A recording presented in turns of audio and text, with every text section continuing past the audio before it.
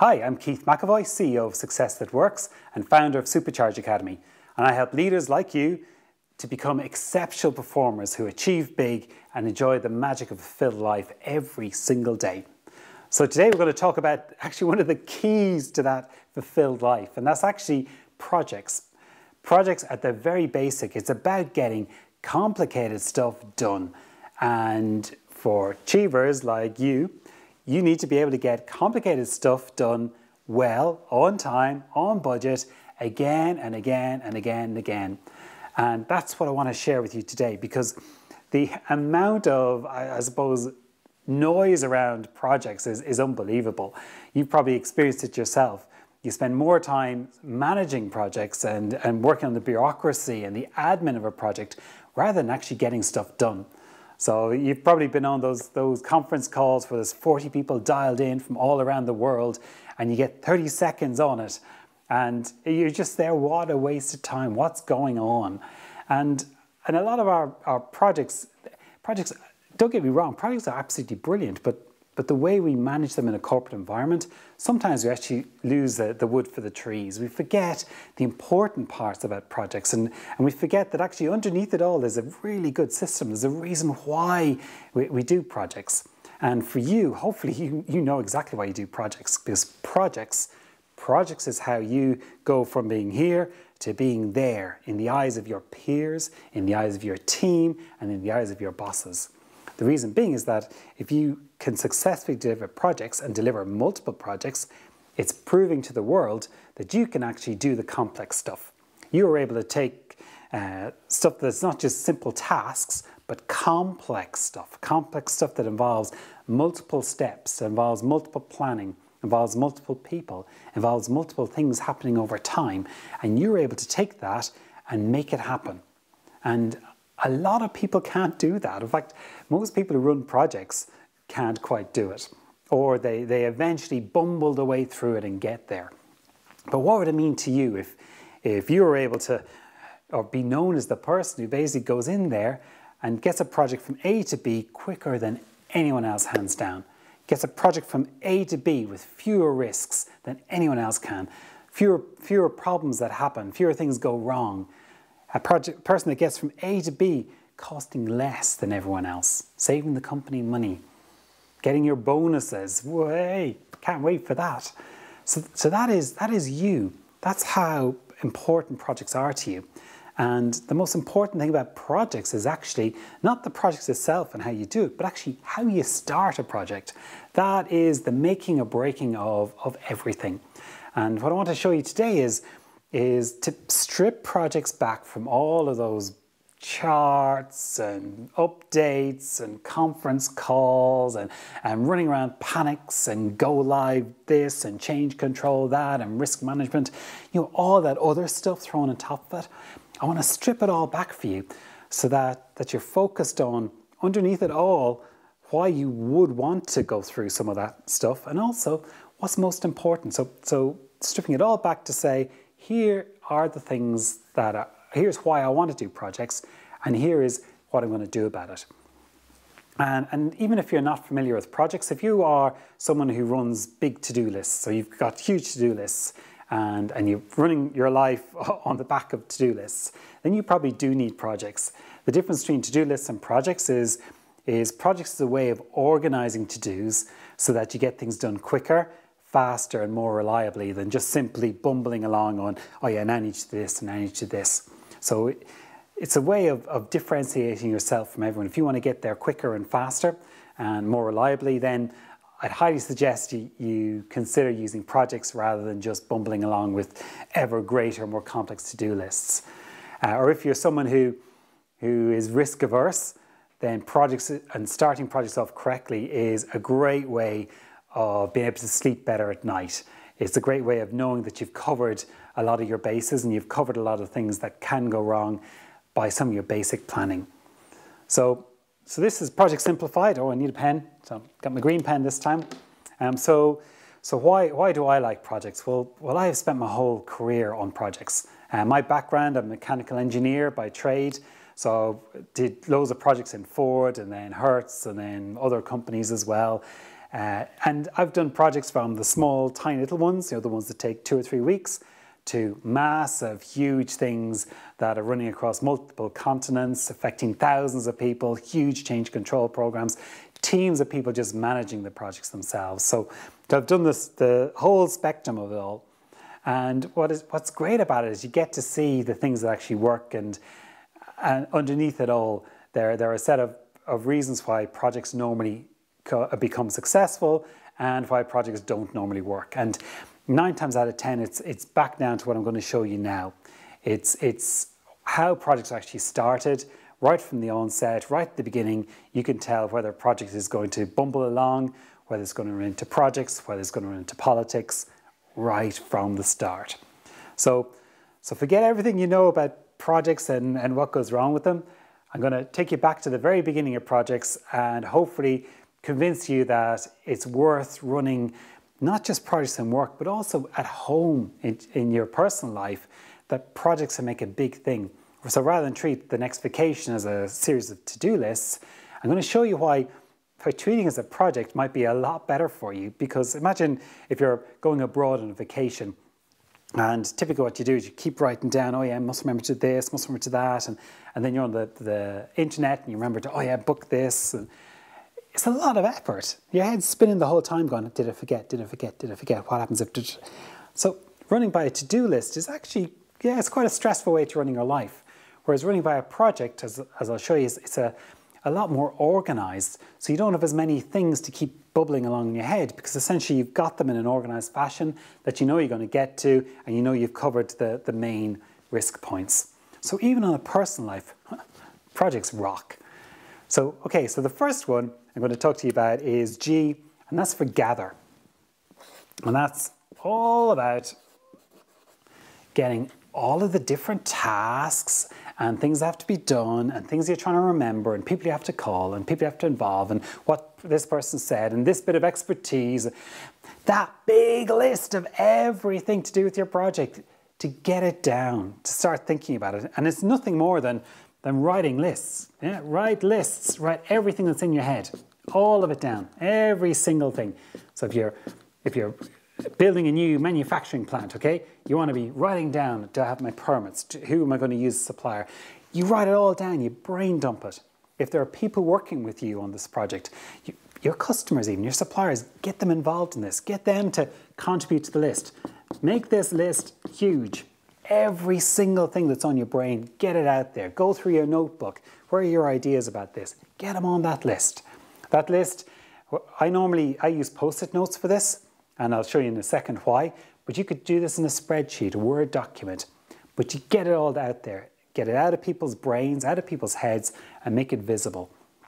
Because when you get this list done, essentially what you're doing is you're making sure nothing's been forgotten. Because what's great about a list is I might see this, so say it's the new manufacturing plant, and someone's written down about the permit here. And I think, oh, I better get my gas plumber. It's very important to actually hire him. Yeah, so I go, oh, don't forget the plumber. Yeah, so that's how it works. People feed off it, but only when it's visible. So that's why making your list and gathering your list in a visible way is a brilliant way of doing it. 2 great ways: brain dumping, which is like this, just brain dump, get everyone involved, and brain dump, brain dump, brain dump. The second great way is imagination. So imagine yourself, again, this plant is fully up and running now.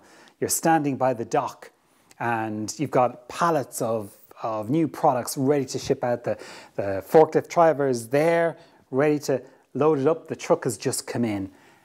Be there, be present. What is happening all around you that you've had to plan for? So where did that truck come from? How did that get there? I had to get a contract together. I had to get a customer that truck's going to. Oh, I forgot that one. So you keep going, keep adding to it. Forklift driver. Oh yeah, I had to hire staff, I had to train, had to buy machinery, pallet of stuff. Oh yeah, there's a manufacturing plant. How do I know it's good? It's got a little quality mark because I've got a quality system, got someone checking it, I've got the ingredients correct. Oh, the farmer. Yeah. So you keep doing that. And this, for a massive, huge project, that's probably a week's work. For most of the projects you're involved in, this is half an hour. Planning your vacation, it's no more than half an hour. right? Think about that, half an hour's effort, and you get rid of all of this whirling for the next few weeks. It's worth it, guys. It's worth it, I guarantee it. Okay, so you've got a massive list. Maybe it's 100, maybe it's 500, maybe it's 1,000 things out there, okay? Well, here it is. That massive list is actually a lot of things about the same topic. And that's what the next thing is all about. It's about grouping. So what we're going to do is we're going to take that massive list and we're going to divide it into groups. So I'm going to look at the tasks and start gathering which ones are similar to others, which ones are all about the same sort of topic. So my manufacturing plant, one is probably build the plant. Build it. Maybe another one is staff it. So in staffing could be all training and hiring, and I got to build a HR team, and another one could be all around the customers and the marketing, so customers and marketing, ingredients, supply chain, yeah, all there. So what I'm going to do is I'm going to start moving these tasks into the groups they belong to. Yeah. So very quickly I go from several hundred or maybe even 1,000 to maybe it's only 6 or 10 or even 12 groups. And very quickly what is a massive initial starts becoming something I can work with. Like if you saw this, if you were told, okay, I need you to look and build a plant, by the way, here's 100 or something tasks on that. You people look at that and go, oh, yeah, I understand what that's about and I understand what I have to do. Same with staffing. Yeah, same with supply chain.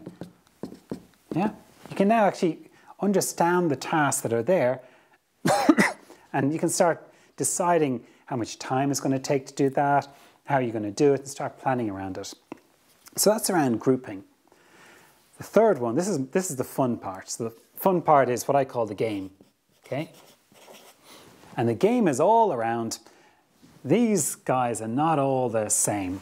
So they all have to happen, but when they happen and how they happen is not all the same. So, for example, building a plant and staffing a plant. Which one has to happen first? Well, there's no point having a staff of 1,000 people if there's no building there. So you're going to have to design the plant. You're going to have to figure all that out before you actually start hiring, yeah? So that's got to happen first.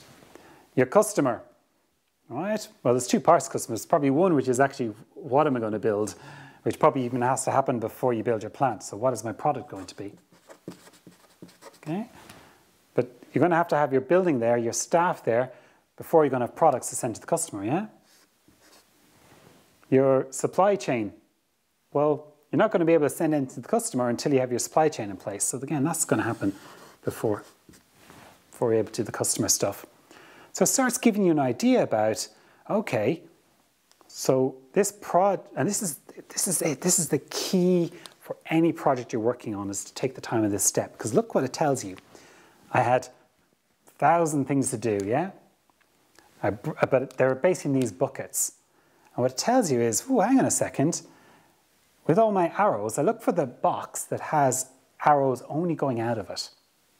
And in this one here, it's the product. So it basically says, well, hang on a second. Before you even sell to the customer, you need to have staff hired to go and build it. Before you have the staff hired, you need to have a building with machinery in it to build it. But before you even have machinery to build it, you should know what it is you're going to produce in the place. You need to have a product. So it says, the first thing you need to be doing is deciding what your product is. And that's the next step of the game. So what we do is we then relay out this. So I've got the 6 boxes here, and let's say, for example, that's in there as well. So I relay it out and I say, here's my time, okay? So what's the box I need to do first? Okay, we can see it there. The first thing I need to do is get a product, okay? And when I decide what product I need, I then need to build my factory. There's my product. Here's my build. And then I need to hire my staff. And then I can sell to the customer. Okay? And all I've done is I've followed the arrow. So product, build, staff, customer. Okay? Now, here's the interesting thing. So we call this, in project management world, we call this the critical path. So what's the first thing I need to do to achieve the last thing? So bump, bump, bump, bump, critical path. I need to, as soon as I get this done, I need to immediately start that, then I need to immediately start that, then I need to immediately start that. I then have another thing, which is my ingredients and supply chain. So when do I need to start that? Okay? The answer is any time before I need it. So any time before I need to start my customer. So any time after this date, this is time again, so I should have written that down, it's time. So I can actually go and worry about my supply chain there, or I can start at any time at all.